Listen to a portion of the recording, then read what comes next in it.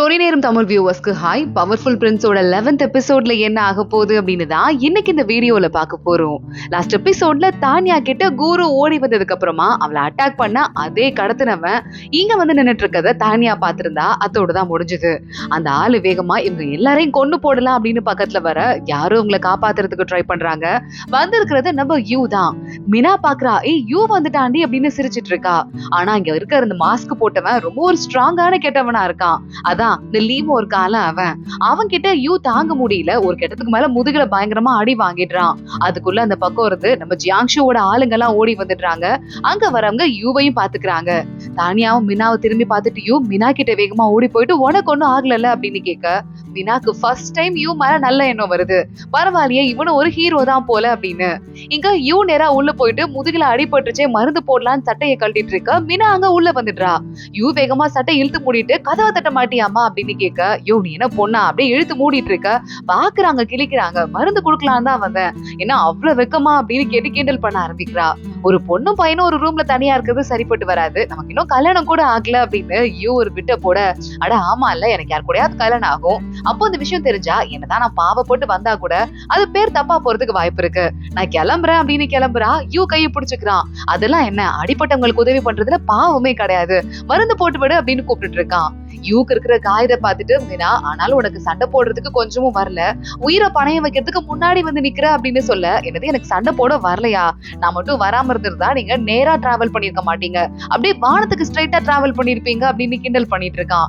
வாயை மூடு மருந்து போட்டு விடுற அப்படின்னு மினா கத்த ஆரம்பிக்க, இங்க யூ வலிக்குதுன்னு அவன் ஒரு பக்கம் கத்திட்டு இருக்கான். ரெண்டு பேரும் மாறி மாறி கத்திட்டு ஒரு வழியா மருந்து போட்டு முடிக்கிறாங்க. குரு கிட்ட தானியா வந்து பேசிட்டு இருக்கா. அந்த இடத்துக்கு ஜியாங்ஷு வந்துடுறான். தானியா பாக்குறா, உங்களுக்கு எல்லாம் அறிவு இருக்கா, ஒரு பொண்ணை பணையமா வச்சு அவளை எப்படி ஆபத்துல மாட்டி விட்டு அது மூலமா ஏதாவது க்ளூ கிடைக்குதான்னு பாக்குறீங்க அப்படின்னு திட்ட ஆரம்பிக்க, குரு இல்லடி அப்படிலாம் கிடையாது, நேத்தே என்கிட்ட ஜியாங்ஷு இதை பத்தி எல்லாம் பேசிட்டாரு, நான் தான் பயந்துட்டேன், ஏற்கனவே என்ன பாதுகாக்கிறதுக்கு ஆளுங்களை கூட அவர் ரெடி பண்ணியிருந்தாரு அப்படின்னு சொல்லிட்டு, அது மட்டும் இல்லாம எனக்கும் என் அம்மாவையும் உயிரோட விடுறதுக்கு ராஜாட்ட பேசிட்டு சம்மதமா வாங்கிட்டு வந்துட்டாரு, அவரை மட்டும் திட்டாத ப்ளீஸ், உங்க ரெண்டு பேருக்கு தான் நான் தேங்க்ஸே சொல்லணும்னு குரு சொல்ல தானியா பாக்குறா. இது எல்லாத்தையும் ஜியாங்ஷு முன்னாடியே பண்ணிட்டானா, நான் பண்ண ரெக்வெஸ்ட் ஆலையா அப்படின்னு அவளுக்கே கொஞ்சம் அசிங்கமா இருக்கு, இவனை தேவையில்லாம திட்டோமேனு. திட்டுறதுக்கு முன்னாடி மேடம் கொஞ்சம் யோசிங்க அப்படின்னு ஜியாங்ஷு சொல்லிக்கிட்டு இருக்கான். அவன் மானம் ஏற்கனவே போயிடுச்சு, ஒரு அபிஷியலா இதுவரைய யாருமே எடுத்து முன்னாடி திட்டினதே கிடையாதான், என் பொண்டாட்டி வந்ததுல இருந்து எனக்கு மானமே இல்ல போலயே ஜியாங்ஷு சிரிக்க ஆரம்பிக்கிறான். இங்க முதுகு அடிபட்டதால நம்ம யூவை பார்த்து கையை அதிகமா யூஸ் பண்ண வேண்டாம் டாக்டர் கட்டு போட்டு விட்டுருக்காரு, அதனால சாப்பிட முடியாம அவன் கஷ்டப்பட அந்த டான்சர் பொண்ணு இருப்பால, நான் ஹெல்ப் பண்றேன் அப்படின்னு ஊட்டி விடுறதுக்கு ட்ரை பண்றா. கரெக்டா மீனா அப்போ உள்ள வந்துடுறா. மருந்து கொண்டு வந்தேன், நீங்க ஆல்ரெடி நிறைய சாப்பாடு வச்சிருக்கீங்க போல, நான் கிளம்புறேன் அப்படின்னு மீனா கோச்சிட்டு கிளம்ப யூ அங்க ஓடி வந்துடுறான். இங்க இருக்கிற எல்லா சாப்பாடும் எடுத்துட்டு போங்க, எனக்கு இவ கொண்டு வந்த சாப்பாடு போதும் அப்படின்னு சொல்லிடுறான். மீனா கொண்டு வந்து சூப்பை வச்சுட்டு, நானே சூப் வச்சேன் குடிச்சு பாரு அப்படின்னு கோபத்தோடயே பேசிக்கிட்டு இருக்கா. ரொம்ப பிரமாதமா வாசம் அடிக்குது, வேற எதுவுமே வேண்டாம், இது மட்டுமே போதும் போல, ஆனா வந்து கையை யூஸ் பண்ண கூடாதுன்னு டாக்டர் சொல்லியிருக்காரு, கொஞ்சம் எனக்கு ஹெல்ப் பண்றியான்னு கேட்க, அந்த டான்சர் பொண்ண வேணா கூட்டு வரவா அப்படின்னு மீனா கிளம்புறா. எனக்கு கையில அடிபட்டிருக்கேன், அவ சாப்பிடுறதுக்கு ஹெல்ப் பண்ணா, அவளை எதுக்கு இப்ப கூப்பிடுறேன்னு மூட ஸ்பாயில் பண்ற, நீ எனக்கு ஹெல்ப் பண்ணலாம்ல அப்படின்னு சொல்ல, இது சூப்பு தான், கையில பாட்டில் எடுத்து கொடுக்குறேன், அப்படியே குடிச்சுக்கோ அப்படின்னு மீனா கொடுத்துட்டு இருக்கா. குடிச்சு பார்த்துட்டு உப்பு கொஞ்சம் ஓவரா இருக்கு அப்படின்னு கருத்து சொல்ல ஆரம்பிக்கிறான். ஐயோ உனக்கெல்லாம் கொடுத்ததே பெருசுன்னு மீனா கிளம்புறா. போதும் போதும் ப்ளீஸ் போகாத உட்காரு அப்படின்னு கெஞ்ச ஆரம்பிக்கிறான். ஐயோ இன்னொரு பக்கம் இங்க சான்சலரும் லீமோவும் பேசிக்க ஆரம்பிக்கிறாங்க. நம்ம பண்ணதெல்லாம் பக்காவா பண்ணோம், ஆனாலும் ஜியாங்ஷு அந்த பொண்ணை காப்பாத்திட்டான், அவகிட்ட ஒரு புக் ஒன்று இருந்திருக்கு, அந்த புக்ல பெருசா எதுவுமே இல்ல, அவகிட்ட நான் ஏற்கனவே விசாரிச்சுட்டேன் கழுத்துல கத்தி வச்சு, அதுல நம்ம பேர் மாற்ற மாதிரி எதுவும் இல்லைன்னு சொல்ல, உடனே சான்சலர் பாக்குறாரு, நம்ம பேர் இல்லாத வரையே ஓகே தான், அந்த ஆள் மட்டும் மாற்ற மாதிரி மாட்டிட்டு எங்க நம்மள பயமுறுத்துறதுக்காக சும்மா ஒரு பேர் சொல்லிருப்பான் போல, உங்களை பத்தின ஆதாரம் இருக்குன்னு, அந்த மாதிரி ஒண்ணும் இல்ல அப்படின்னு சான்சலரே சொல்லிக்கிட்டு இருக்காரு. அடுத்த அமைச்சரை நம்ம கண்ட்ரோல்குள்ள கொண்டு வரதுக்கு ட்ரை பண்ணணும். அந்த அமைச்சரோட பையன் சென்னை இருக்கான்ல, அவனுக்கு ஏற்கனவே வந்துட்டு கல்யாணம் ஆயிட்டு அந்த பொண்ணு ஃபர்ஸ்ட் ஒய்ஃப் இறந்து போயிட்டா, அடுத்து ஏதாவது ஒரு பெரிய குடும்பத்து போன கல்யாணம் பண்றதுக்கு அலைஞ்சிட்டு இருக்கான். நீங்க நினைச்சீங்கன்னா ஒரு பெரிய ஆளை கல்யாணம் பண்ணி வச்சு அந்த பையனை நம்ம கைக்குள்ள போட்டுக்க முடியும்னு ஒரு ஐடியா கொடுக்க சான்சலர் பாக்குறான். சூப்பர் ஐடியா அப்படின்னு யோசிக்க ஆரம்பிக்கிறான். இங்க தானியாக்கு ஜியாங்ஷு கூட்டு போயிட்டு கையில மருந்து போட்டுட்டு இருக்கான். கொஞ்சமா பொறுப்பு இல்ல, உன்னை யார் ஆபத்தான இடத்துக்குலாம் வர சொன்னது அப்படின்னு மருந்து போட்டுட்டு, வேற எங்கேயாவது அடிபட்டு இருக்கா அப்படின்னு கேட்க தானியா கையை காட்டுறா. இன்னொரு கையிலையும் கீரெல்லாம் இருக்கு. ஜியாங்ஷுக்கு மனசே கஷ்டமா இருக்கு, இந்த மாதிரிலாம் அப்படி பண்ணாத, சொல்லாம எதுக்கு வெளியே வர அப்படின்னு கேட்டுட்டு, என்ன என்னைக்காவது காணோன்னு தேடி வந்திருக்கியா, குருவை காணோன்னு மட்டும் தேடி வந்திருக்கேன்னு ஜியாங்ஷு லைட்டா பொசசிவ்னஸ்ல கேக்குறான். தானியா என்னைக்கு நீங்க என்கிட்ட சொல்லிருக்கீங்க நீங்க எங்க போறீங்க, இருக்கீங்கன்னு, எப்ப வரீங்கன்னு, அப்படி நாங்க தேடி வரணும்னா டெய்லி தான் வந்துட்டு இருக்கணும் அப்படின்னு சொல்லிட்டு நம்ம ஜியாங்ஷுவை பார்க்க, ஜியாங்ஷுவை காயத்துக்கு மருந்து போட்டு அதுக்கு ஊதி விட்டுட்டு பாவம் இப்படி ஆயிடுச்சு அப்படின்னு ஃபீல் பண்றான். நம்ம மோசமானவன் நினைச்ச இந்த பையனா அது எவ்வளவு நல்ல பையனா இருக்கான் அப்படின்னு தானியாக்கு கொஞ்சம் கொஞ்சமா மனசுல காதல் கொஞ்சம் கூட ஆரம்பிக்குது. இல்ல போதும் போதும் விடுங்க, யாராவது பார்த்தா என்ன நினைப்பாங்க அப்படின்னு கேட்டுட்டு இருக்கா. நீ என் பொண்டாட்டி தானே, யாரும் பார்த்து என்ன நினைக்க போறாங்க, எனக்கு ஒண்ணும் புரியலையே அப்படின்னு ஜியாங்ஷு நக்கலா பேசிட்டு இருக்கான். சரி நான் கொஞ்சம் குளிக்கிறதுக்கு போறேன் அப்படின்னு தானியா கிளம்ப, தண்ணி ரெடி பண்ண சொல்லு, குளிக்கலாம் அப்படின்னு ஜியாங்ஷு சொல்லிடுறான். வேலைக்கார பொண்ணுங்க தண்ணியை ரெடி பண்றாங்க. ஒரு பெரிய டப், 2 பேரும் சேர்ந்து குளிக்கிற மாதிரி ஒரு பெரிய டப் ரெடி பண்ணிருக்காங்க. தானியா இந்த கையில இருக்கிற காயம்லாம் நீங்க தண்ணியில நனையக்கூடாதுன்னு சொன்னீங்கல்ல, சோ நான் நாளை குளிச்சுக்கிறேன் அப்படின்னு சொல்லிக்கிட்டு இருக்கா. சரி ஓகே அப்ப நான் குளிக்கிறேன் அப்படின்னு ஜியாங்ஷு ட்ரெஸ் எல்லாம் ரிமூவ் பண்ண ஆரம்பிக்கிறான். தானியா என்னையா பண்றாரு இவரு அப்படின்னு பாத்துட்டு இருக்க. நான் குளிக்கிறத பாத்துட்டு தான் இங்க இருந்து கிளம்புவியா அப்படின்னு ஜியாங்ஷு கேக்குறான். சாரி நான் கிளம்பணும்ல அப்படின்னு தானியா அங்க இருந்து ஓடுறா. ஜியாங்ஷு அங்க ட்ரெஸ் எல்லாம் ரிமூவ் பண்ணிட்டு இருக்கான். தானியாக்கு அப்பயும் ஒரு கடக்க முடியாத ஒரு கியூரியாசிட்டி வருது. பாடி எப்படி இருக்குன்னு எட்டி பாத்துட்டு வந்துடலாம் அப்படின்னு திருட்டுத்தனமா போய் எட்டி பாத்துட்டு இருக்கா குறும்போட. அங்க அவன் சட்டையை கழட்டிட்டு இருக்க. இந்த பாடியை பார்த்து தானியாக்கு வேர்த்து கொட்டிடுது. விறுவிறுன்னு வந்து உட்காந்துக்கிறா மூச்சு வாங்கிட்டு. செம்ம அழகான பாடி, போருக்கு போறான் அப்படின்னா சும்மாவா, பாடி கல்லு மாதிரிதான் இருக்கும் அப்படின்னு யோசிக்க ஆரம்பிக்கிறா. ஜியாங்ஷு நிம்மதியா குளிக்கிறான், ட்ரெஸ் சேஞ்ச் பண்ணிக்கிட்டு இருக்கான். மெதுவா அமைதியா அவளை பார்த்து வெளியே வந்துட்டு இருக்கான். தானியா நர்வஸா உட்காந்துட்டு இருக்கத பார்த்துட்டு முகம்லாம் ஒரு மாதிரி செவந்து போச்சு. உடம்பு எதுவும் முடியலையா அப்படின்னு ஜியாங்ஷு நக்கலா கேக்குறான். இல்ல அதெல்லாம் ஒண்ணும் இல்ல, தலை வலிக்குதுன்னு தானியா சமாளிக்கிறா. ஜியாங்ஷு அவ கையை பிடிச்சிட்டு நான் வந்துட்டு ஒரு முக்கியமான விஷயம் சொல்ல போறேன், நான் சொல்ற ஒரு ஒரு வார்த்தையும் கேட்டு ஞாபகம் வச்சுக்கணும் புரியுதான்னு சொல்ல தானியா ஓகேன்னு சொல்லிக்கிட்டு இருக்கா.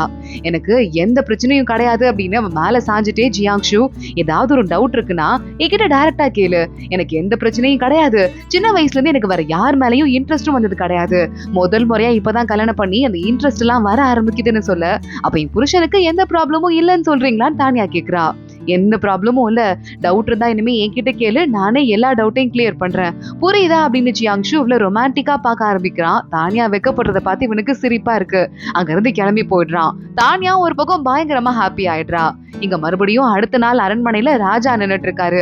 நிறைய பேரு புது அமைச்சருக்கு ஆளுக்கு ஆளுங்களை தேடிட்டு இருக்கீங்க, யார போடலாம் அப்படின்னு சொல்ல, இந்த சென்னை எப்படி கரெக்ட் பண்றது அப்படின்னு ஏற்கனவே இந்த சான்சலர் சூ யோசிச்சுட்டார்ல, சோ சென்னோட அப்பாவை நம்ம அமைச்சரா போடலாம் அப்படின்னு அவர் சொல்றாரு. கூட இருக்கிற இன்னொரு சான்சலரும் ஓகேன்னு சொல்லிடுறாரு. 2 பேரும் ஓகேன்னு சொன்னதுக்கு அப்புறமா எனக்கு என்ன டவுட், சரி ஓகே அவரையும் நம்ம மினிஸ்டரா போட்டுடலாம் ராஜாவும் ஒத்துக்கிறாரு. ஆனா அப்போ கரெக்டா இன்னொரு முக்கியமான ரிப்போர்ட்டும் இருக்கு. ஏற்கனவே ஜியாங்ஷு பெரிய லெவல்ல படை வச்சிருக்காரு. அது மட்டும் இல்லாம தானியாவோட அப்பாவும் பெரிய படையை கண்ட்ரோல் பண்றாரு. இப்போ 2 பேருமே வந்துட்டு சம்பந்தம் பண்ணிக்கிட்டாங்கிறதால ஒரே குடும்பத்துக்கிட்ட இவ்வளவு பெரிய படை இருக்கிறது சரிப்பட்டு வராது. அதனால எப்படியாவது தானியா அப்பா கிட்ட இருந்து இந்த பதவியை வாங்கி வேற யார்கிட்டயாவது கொடுத்துடலாம்னு சொல்ல ஜியாங்ஷு பாக்குறான். ரொம்ப ஈஸி தான், அந்த டோக்கனை வாங்கி இன்னொருத்தங்க கிட்ட கொடுக்கணும் அவ்வளவுதான். ஆனா தானியாவோட அப்பா மாதிரியே போர் எடுத்து போய் அடுத்த நாட்டு தளபதியை துண்ட காணும் துணியை காணும் ஓட வைக்கிற திறமை யாருக்காவது இருந்தா அதை பத்தி கொஞ்சம் சொல்லுங்களேன்னு ஜியாங்ஷு சொல்ல, உடனே எல்லாரும் அமைதி ஆயிடுறாங்க. கரெக்டா அப்பன்னு வந்து இப்போதைக்கு மாத்துறது சரியா இருக்காது அப்படின்னு ராஜாவும் சொல்ல ஆரம்பிக்கிறாரு. தானியாவோட அப்பா இல்லங்க எனக்கும் வயசாயிட்டு இருக்கு, உடம்புல பிரச்சனை எல்லாம் கூட இருக்கு, நானே இந்த பதவியில இருந்து போயிடுறேன்னு சொல்ல, இல்ல இப்போதைக்கு இருங்க, இதுக்கு ஏத்த ஒரு நல்ல ஆளை செலக்ட் பண்ணதுக்கு அப்புறமா உங்களை அந்த பதவியில இருந்து தூக்கிடுறேன், அதுக்கப்புறமா உங்களுக்கு ஒரு நல்ல பதவி கொடுக்குறேன்னு சொல்ல மறுபடியும் ஒரு ஆள் வரான். சாதா பதவியெல்லாம் அவருக்கு பத்தாது, அப்புறம் படைகள்லாம் என்ன நினைப்பாங்க, அவருக்கு முக்கியமான பதவி கொடுக்கணும் அப்படின்னு சொல்லிடுறான். இங்க ஜியாங்ஷு பாத்துட்டு இருக்கான், இவங்க என்ன பிளான் பண்ணிட்டு இருக்காங்கன்னு தெரியலையே. நாங்க இருந்து வெளியே வரான். வந்ததுமே இந்த லூமோ இருக்கார்ல, கடத்தல் நடந்த அன்னைக்கு அவர் ஊர்ல இல்ல வெளியே எங்கேயோ போயிருக்காருன்னு சொல்ல, அன்னைக்கு கடத்தினது லூமோ தான் அப்படிங்கறத ஜியாங்ஷு கன்ஃபார்ம் பண்றான். அவனை விடாதீங்க, வாட்ச் பண்ணிட்டே இருங்க அப்படின்னு அங்க இருந்து வெளியே போறான். இங்க குரு அவங்க அம்மா 2 பேருமே இந்த ஊரை விட்டு வெளியே கிளம்புறாங்க. தானியா கிட்ட இந்த பொண்ணு சொல்லிட்டு போறா, ரொம்ப ரொம்ப தேங்க்ஸ் அப்படின்னு சொல்லிட்டு ஒரு கர்ச்சிஃபை கொடுத்து, என்கிட்ட எதுவுமே காஸ்ட்லியா இல்ல, நீ எனக்கு இவ்வளவு பொருள் கொடுத்திருக்க, இந்த கர்ச்சிஃபை நானே எம்ப்ராய்டரி பண்ண, நீ இருக்கனால மட்டும் தான் நான் இங்க இருந்து உயிரோட போறேன், ரொம்ப தேங்க்ஸ் அப்படின்னு அவ அங்க இருந்து கிளம்ப ஆரம்பிக்கிறா. இங்க அந்த பிரின்சஸ் இருப்பாளே, அவளதான் அந்த சென்னன் ஒரு பையனை சொன்னாங்கல்ல, அவளுக்கு கல்யாணம் பண்ணி வைக்கிறதுக்காக இந்த ராஜமாதாவும் சூவும் சேர்ந்து ஏற்பாடு பண்ணிருப்பாங்க போல. அங்க வந்துட்டு இளவரசி அழுதுட்டு இருக்கா. அவன் ஒரு சரியான பொம்பளை பொறுக்கி, கேவலமானவன், அவனை எப்படி நான் கல்யாணம் பண்ணிக்க முடியும், என்ன ப்ளீஸ் கல்யாணம் பண்ணி வைக்காதீங்கன்னு சொல்ல, இதுதான் நம்ம நாட்டுக்கு நம்ம குடும்பத்துக்குலாம் நல்லது அப்படின்னு சொல்லிட்டு அந்த சூ அங்கிளும் சொல்லிடுறான். எல்லாரும் ஏற்கனவே பிளான் பண்ணிட்டீங்கல்ல அப்படின்னு அங்க இருந்து பிரின்சஸ் கிளம்பி வெளியே ஓடி போயிடுறா. ராஜாவும் ஓகே சொல்லிட்டாரு, இந்த கல்யாணத்தை இப்ப பண்றதுதான் கரெக்டா இருக்கும், அப்பதான் நமக்கு சப்போர்ட் அதிகமாகும் ராஜமாதா பிளான் போட்டுட்டு இருக்கா. தானியாவும் மின்னாவும் ரொம்ப நாளுக்கு அப்புறமா ஒன்னா ஷாப்பிங் வந்திருக்காங்க.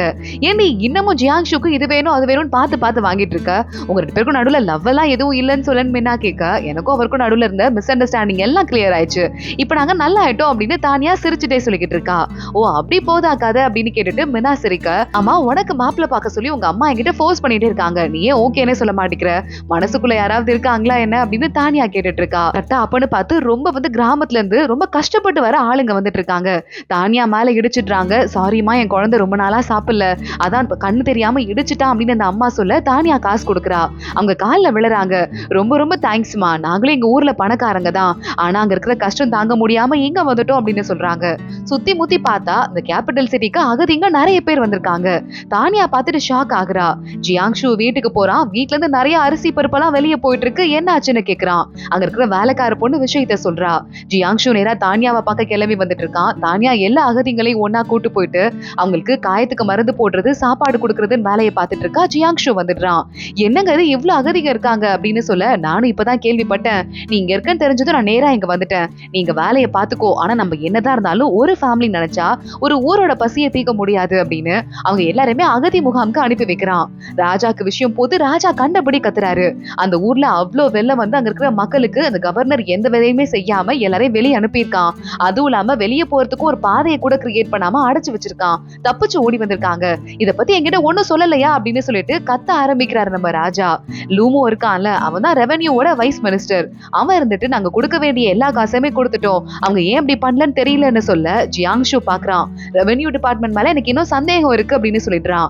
நாங்க இப்பவே ஆளுங்களை அனுப்பி விசாரிக்க ஆரம்பிக்கிறோம் அப்படின்னு இங்க அந்த சான்சலரும் சொல்லிக்கிட்டு இருக்க, ஜியாங்ஷு உடனே அங்க ஒரு படையே இருக்கு, அந்த கவர்னரும் கொஞ்சம் படைகளை வச்சிருக்காங்கிறதால அங்க சாதாரணமா போனா சரிப்பட்டு வராது, சேஃபா தான் போனோம் அப்படின்னு சொல்லிட்டு ஜியாங்ஷு சொல்றான். உடனே இந்த சான்சலர், அப்பனா கண்டிப்பா தானியாவோட அப்பாவும் இந்த தளபதியா தானே இருக்காரு, அவரை அனுப்பி விடலாம் அப்படின்னு அவர் அந்த பக்கம் கோத்து விட ஜியாங்ஷுவே ஷாக் ஆயிடுறான். தானியா யோசிச்சுட்டு இருக்கா. எப்படியாவது பண்ணி காசு சேர்க்கணுமே யோசிக்க மினா சொல்றா, நமக்கு என்ன கவிதையா தெரியும், கவிதையை வித்து காசு சம்பாதிக்க, கதை வேணா எழுதலாம் அப்படின்னு சொல்லிட்டு தானியா உடனே கதை எழுதுறதா, நல்ல ஐடியாடி, எழுதலாமா அப்படின்னு கேட்டுட்டு இருக்கா. மீனா உடனே உன் காதல் கதை இருக்குல்ல, அதை நான் எழுதுறேன்டி, அதை நம்ம டிராமா போட்டு காசு சம்பாதிக்கலாம்னு ரெண்டு பேரும் பிளான் பண்றாங்க. தானியா கிட்ட ஜியாங்ஷு வந்துட்டு ஏதோ கதை எழுத போறீங்களாமே, நல்லா எழுதுங்க அப்படின்னு சொல்ல, நானே உங்ககிட்ட பெர்மிஷன் கேட்கணும்னு நினைச்சேன்னு சொல்லிக்கிட்டு இருக்கா. மனசுல நல்ல ஈவு இறக்கம் இருக்கு, இதுக்கெல்லாம் என்கிட்ட பெர்மிஷன் கேட்கணும்னு அவசியமே கிடையாது, நீ முதல்ல நல்லா சாப்பிட்டு உடம்பு தேத்துன்னு மீன் எடுத்து கொஞ்சம் வைக்க தானியா திருன்னு முழிக்கிறா. வேலைக்கார பொண்ணுங்க நர்வஸா பாத்துட்டு இருக்காங்க. இவளுக்கு மீன்னா அலர்ஜி போல. அதோட தான் இந்த எபிசோட் முடியுது. அடுத்து என்ன ஆக போகுது தொடர்ந்து பார்க்கலாம். இந்த வீடியோவை லைக் பண்ணிக்கோங்க, மறக்காம நம்ம சேனலுக்கு சப்ஸ்கிரைப் பண்ணிட்டு பெல் ஐக்கானையும் கிளிக் பண்ணிக்கோங்க. அடுத்த வீடியோல பார்க்கலாம். அது வரைய பாய்.